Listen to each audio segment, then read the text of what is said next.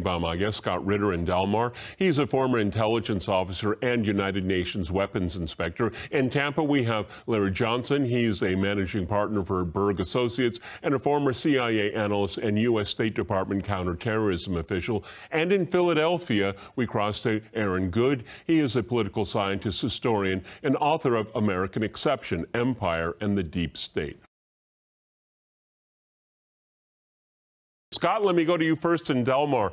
I know we've been talking about this for months and months now. I've almost devoted every single program since the start of the conflict on the conflict in Ukraine. But I think sometimes it's important to kind of step back and look at the very big picture here. So the first question, as I said in my introduction, how do you think this conflict in Ukraine is likely to end? This conflict will end with a complete Russian victory. That's the only possible solution. Russia can tolerate nothing less than this. Having engaged in this conflict to the level it has, Russia cannot tolerate a situation that allows this Ukrainian government, as it's currently configured, to continue to exist and possess a military that's been empowered by NATO for the sole purpose of killing Russians.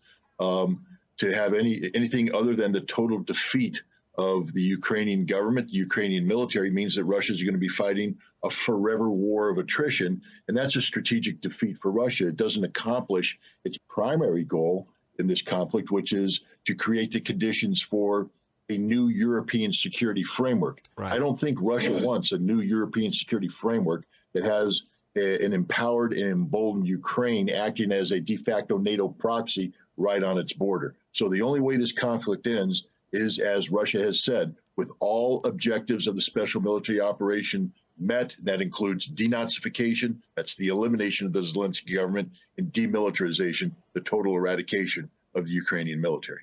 Larry, the same question to you.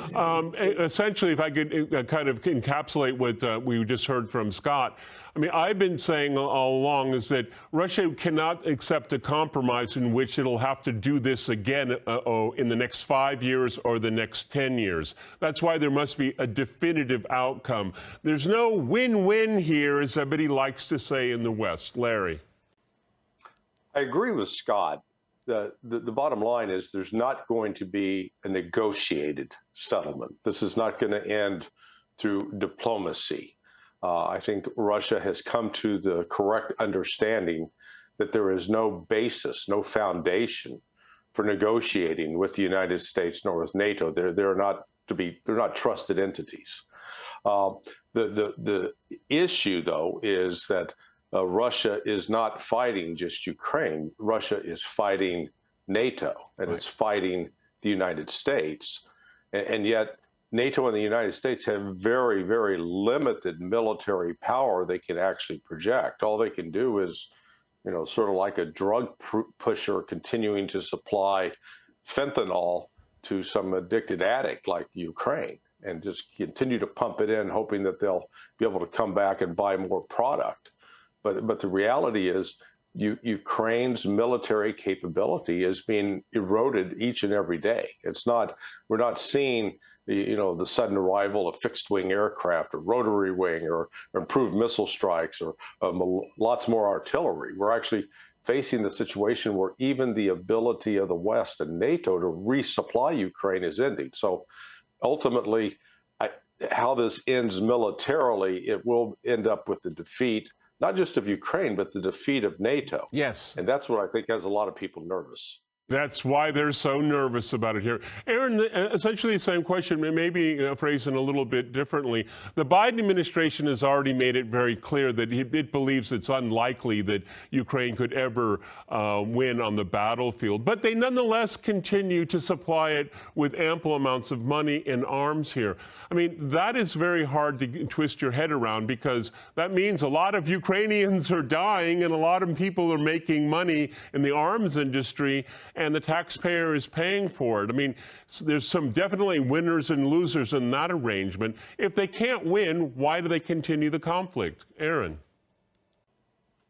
Well, in 1956, I believe it was, you had the uprisings in Hungary, which were backed by CIA and other elements of the U.S. And this ultimately led to a crackdown from Moscow, and the U.S. did not intervene, and as a result, this movement was crushed, and it was used as a propaganda victory for the U.S.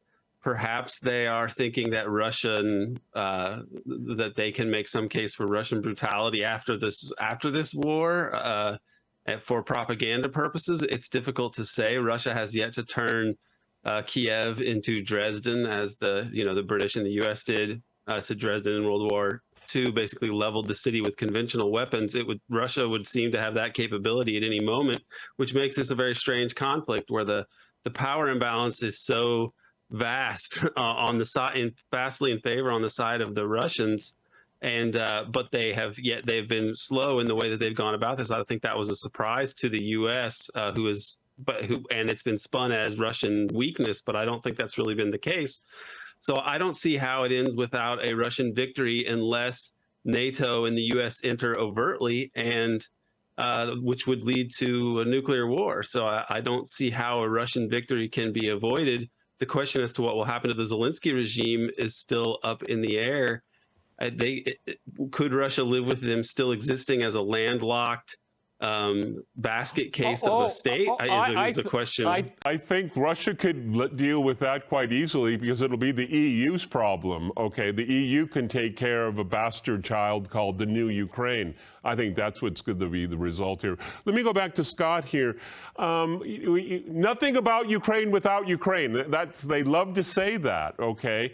But that wasn't the case at Istanbul. I mean, and so what kind of agency does Zelensky have in this situation? Because it looks like any kind of we can't use the word diplomacy because diplomacy is to avoid wars. We're in a war right now, negotiations. But Zelensky said there will be no negotiations.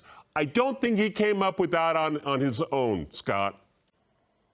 No, I mean, we know in early April, the Ukrainian government was in a position to at least have serious discussions with their Russian counterparts about a diplomatic off-ramp from this conflict. Russia was, prepared to, limit the scope and scale of its special military operation objectives in exchange for, the termination of this conflict.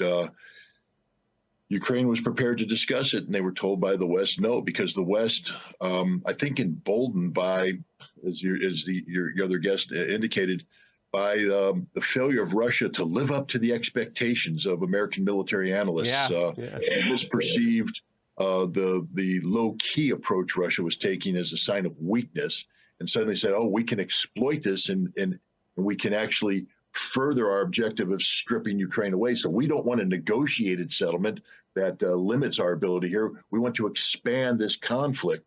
And so they shot down diplomacy. They began the process of a massive infusion of military assistance, transforming the Ukrainian army into a de facto NATO proxy. And this has set it up. So even now, when today we have a situation where the West is realizing, holy cow, we're going to lose. Yeah. We need a diplomatic off-ramp to mitigate the consequences of this loss. Ukrainians have doubled down. They can't negotiate a way out. There's no way the Ukrainian government could survive internally from a domestic perspective if they negotiated a settlement that gave Russia Crimea, the Donbass, Kherson, Zaporizhia. That just isn't going to happen. So there can be no negotiated settlement. The only thing that's going to happen here is unconditional surrender on the part of Ukraine. And then hopefully NATO will find a way to, salve its own wounds in a responsible fashion, not overreacting. Don't let Poland go into Western Ukraine or Romania go into Moldova, things of that nature. Yeah, but Larry, I mean, then what is the use of NATO if it can't win against Russia? Because it was designed against Russia, okay? That's why it's so existential for this useless, outdated alliance, okay? They made it to be or not to be. It's their fault, and they're going to pay the consequences for it. Larry? NATO operates much like a fantasy war game or a video game. In their own minds, they can accomplish a lot of things, but the reality is they don't have the troop strength, the actual number of soldiers that they can move quickly to the front to fight.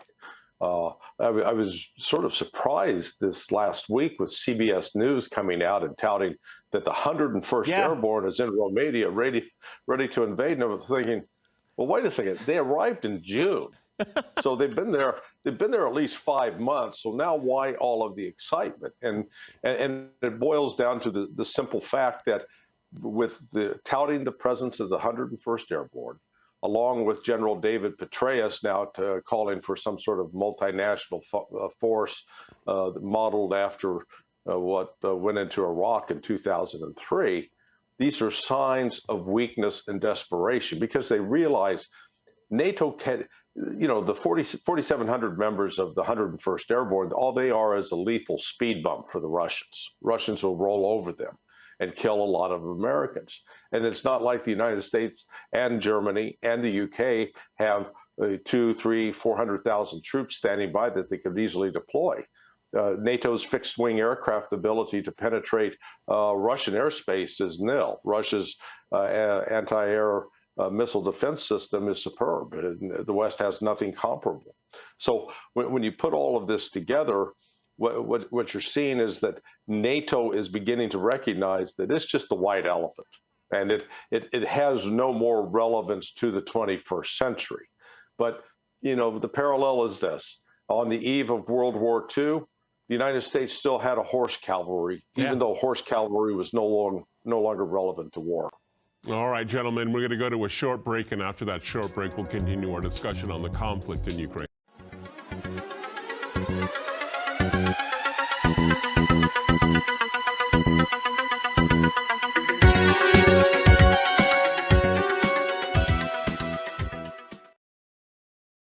Okay, let's go back to Aaron in Philadelphia. I want to stay with this the refusal to negotiate. Aaron, I don't understand so much about this conflict coming from the West. Doesn't make any sense to me whatsoever. And the entire, this was an unprovoked attack. All of this ridiculous narratives that have come out, meaning that there was no prehistory to any of this here. I can't see how this not negotiating, not talking, benefits Ukraine in any way. As a matter of fact, they're the ones that are going to be getting the short end of the stick because NATO will lick its wounds. It's Biden's war, it's Biden's fault. But the Ukrainian people end up getting the short end of the stick here because if you don't negotiate, then the Russians have no reason to stop what they're doing. I mean, I don't understand the logic here. If Ukraine truly is important to the West, go ahead, Aaron. Well, they're not really important to the West. I think it was Henry Kissinger who said it's dangerous to be America's enemy, but deadly to be America's friend. So why won't they negotiate? I'm assuming that NATO is really the sovereign in Ukraine, and Zelensky knows that between NATO and the Nazis, or the neo-Nazis in Ukraine that are a minority, but a very violent and well-armed and intelligence-connected minority, that he doesn't have a lot of room to negotiate unless the U.S. says so and can guarantee him some kind of protection. I think if he had been told he could have negotiated peace with Russia, he would have done that and been fine with that. That was the platform that he ran on. But it's a tragedy, and the Ukrainians are being slaughtered, and I don't see what the U.S. plan is long term.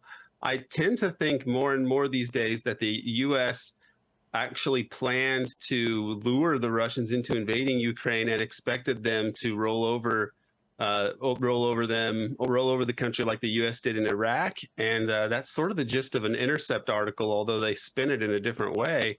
So perhaps the U.S. plan was to get them into some kind of Afghanistan occupation, but I don't think Russia really wants to occupy those parts of the bitterly anti-Russian parts of Ukraine to begin with. So the U.S. seems to be just stringing this along, maybe hoping for some kind of gambit or miracle that'll reverse their fortunes. But it's hard to see what the U.S. strategy even is at this point, and the Ukrainians seem to be being led to the slaughter, really. Yeah, Scott, it's been mentioned before in the many programs I've done this since the conflict started, but it's very interesting how, particularly the Americans, maybe the British, when they analyze Russia's military efforts in Ukraine, they see it through the prism of shock and awe. They can't seem to comprehend what the Russians are doing. The Russians are bogged down. They have no ammo. They have no morale. But they see it through the eyes of maybe like the 2003 war against Iraq. Go ahead. No, I mean, this is a huge problem in the West because we don't have an appropriate metric to do this. And I have to admit, I was guilty of the same thing. When this conflict started, I was applying my experience from Desert Storm and saying I was mirror imaging how we approached that conflict onto Russia and what I knew were Russia's military capabilities. What I didn't factor in was the history of the Russian and the Ukrainian people. I didn't factor in that, this is the equivalent of New York going to war against New Jersey. Yeah. New Jersey girls marry New York boys. New York boys marry New Jersey girls. They have family. They have friends. They have lives, communities. And suddenly they're at war with one another. And what, you expect them to roll in there and kill them as if they don't matter? This war has a psychological reality attached to it because of the complex history between Russia and Ukraine that the West just doesn't get. We just don't comprehend. Yeah. We don't know how to adapt our own prejudices about how war should be waged to this reality that this is almost in effect a civil war between people who have coexisted peacefully. You scratch a Russian, you get a Ukrainian. You scratch a Ukrainian, you get a Russian. We in the West don't get it. We don't understand why Russia isn't going in whole hog, because that's what we would do against the Iraqis, because we have no emotional connection with the Iraqis. But I'm telling you right now, New Yorkers would not bomb New Jersey the way we bombed Iraq. They would go in soft. They would say, we don't want to do this. Let's work this thing out. And New Jersey would feel the same way.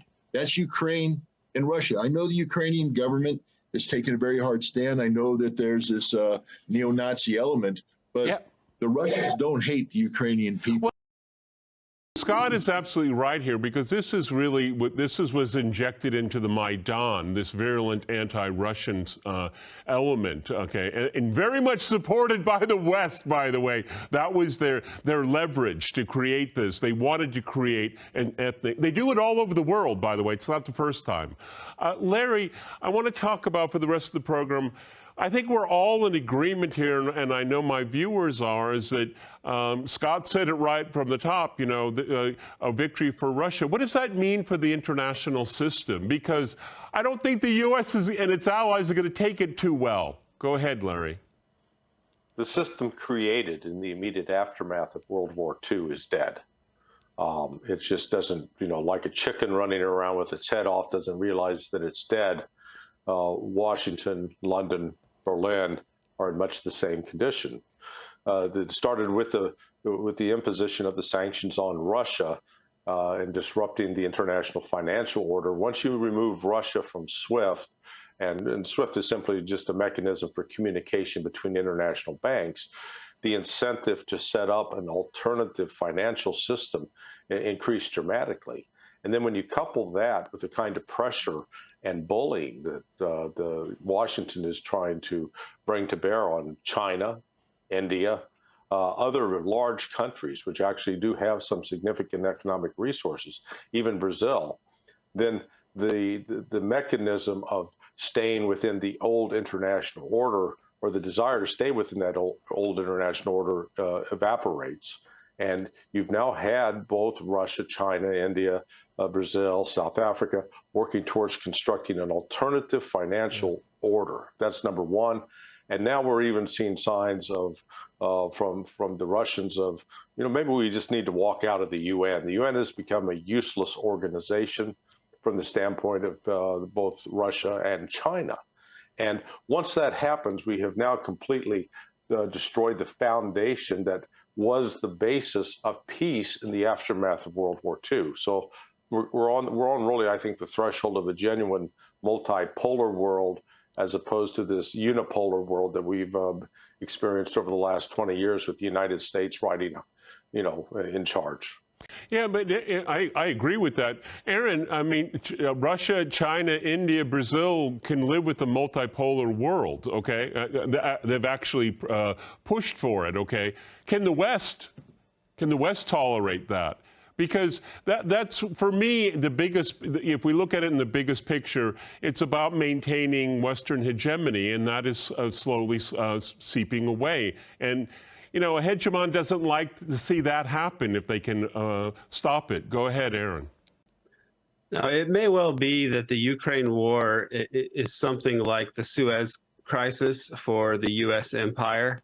When the U.S. set out during World War II to establish a global empire after the war, this was all planned by Wall Street's Council on Foreign Relations. There was opposition to that in the U.S. establishment in the form of the Vice President, Henry Wallace, who instead called for a century of the common man. And this idea of a world order governed by international law, generally speaking, and that would allow technology to be dispersed to the global South, former colonized countries at the time they were still colonized. This was abandoned in favor of the American century. Okay, so this century of a common man is very similar to the idea of a multipolar world with national law, like what China has been proposing in recent years. And this may be what happens. It seems like Europe is going to be devastated by the fallout of this conflict in Ukraine. And it seems also like the global South has every incentive to want to cut its ties with the exploitative neo-colonial system that the U.S. has presided over since the end of World War II. So Henry Wallace failed to establish this kind of world. Sukarno and the non-aligned movement were picked off one by one over decades, or they just died, or other things happened. But that failed. There was an attempt in the 70s for a new international economic order. Gorbachev was calling for something like this at the time around the time that the Soviet Union was dissolved. But it looks like there may be a shift to an actual multipolar world in the wake of this, because the U.S. power is evaporating. And that's what makes it so dangerous. That's where the real risk is. The U.S. empire, that's why the U.S. is risking nuclear doomsday over Ukraine, which is absolutely absurd on its face. Okay, Scott, I can't let the 30 progressive Democrats letter go unnoticed here. What do you think about that? I mean, they were supposed to be the moral bastion of, you know, of a true foreign policy, a middle-class foreign policy. What a flip-flop. What an embarrassment. What a shame. Scott. And what an exposure of the reality of the dissolution of the American singularity, the American hegemon. Look, these are people who know one ultimate truth. While their campaigns may be financed by special interests, therefore they must put policies in place that feed the hand, you know, that makes the hand that feeds them happy. They get elected by the American people, and the American people aren't happy with this current policy. By and large, American people are drifting away from the notion of supporting Ukraine with billions of dollars while we need help. The Democrat, this letter was written because they saw the writing on the wall. They're going to get wiped out in the midterms. And one of the reasons is because of the economy. And it's very difficult to explain to American people who want further investment here at home why we're giving billions in a wasted effort in Ukraine. So they wrote the letter. They got ahead of their skis in terms of the White House. So they were slapped back. Yay. You know what's going to happen? They're going to get wiped out in the midterms. And the Republicans will come in, and the Republicans know in order to stay in power, it's not that they have to be pro-Putin. They just have to enact policies to keep the American public happy so that they can get voted in the next time. And this is what the end of the American empire looks like. It's not going to be some muscular military giant running around the world going crazy. It's going to be this slow death of the American people just saying, we're done, we're finished. Isolationism. That's what we're going to see. I don't think you're going to be seeing nuclear war. You're going to be seeing. Well, I mean, Scott, fingers crossed, because these people do very crazy things. Okay, particularly recently. Let's hope your prognosis plays out. All right, gentlemen, that's all the time we have. Many thanks to my guests in Philadelphia, Tampa, and in Del Mar.